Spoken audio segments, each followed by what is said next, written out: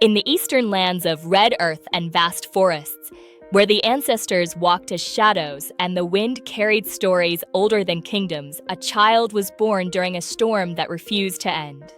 Her name was Nkemjika. What is mine is greater. On the night she came into the world, lightning struck the same spot outside her mother's hut 3 times. Not once, not twice, 3 times, as if the heavens themselves were knocking.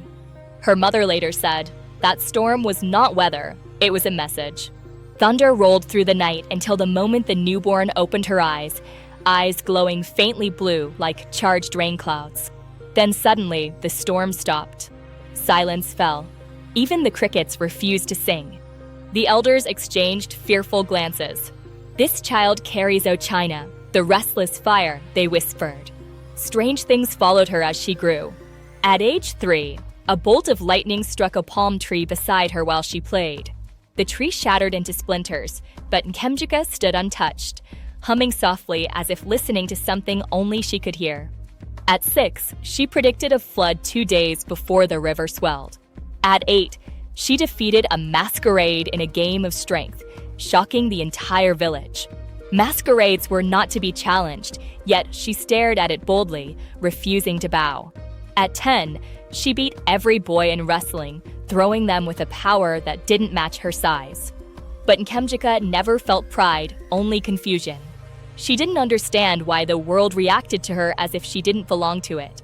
As she entered her teenage years, her strangeness took a new form.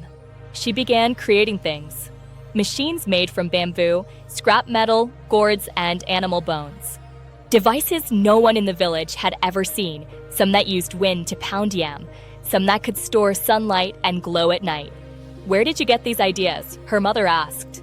Nkemjika touched her temple and said, I don't know. I just see them. The elders held secret meetings about her. This one is gifted, said one elder. This one is dangerous, muttered another. This one carries fire too bright for a single soul, said the chief priestess. But her greatest burden was the dream. Every night, she saw a crown glowing red, buried deep beneath the soil.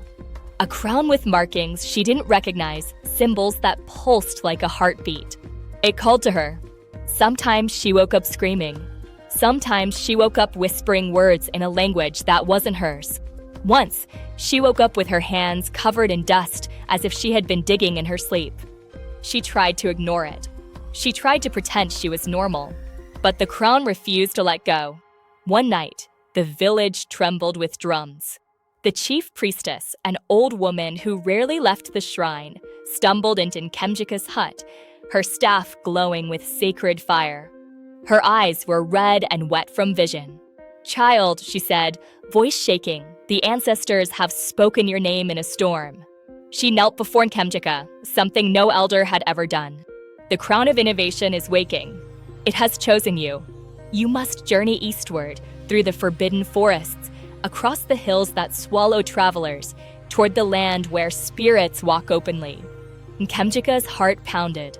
Why me? She whispered. Because, the priestess said, you are the one the crown answers to, and the one who may destroy us all.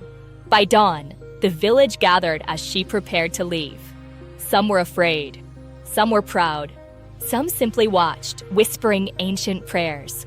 As Nkemjika stepped beyond the boundary of the village, a sharp wind blew behind her, a wind carrying sparks of lightning. The spirits had taken notice. She walked east toward the unknown, guided by visions she barely understood. But she wasn't alone in destiny. Far to the west, another chosen one, Adeyemi, son of the talking drum, had just awakened the other half of the ancient relic.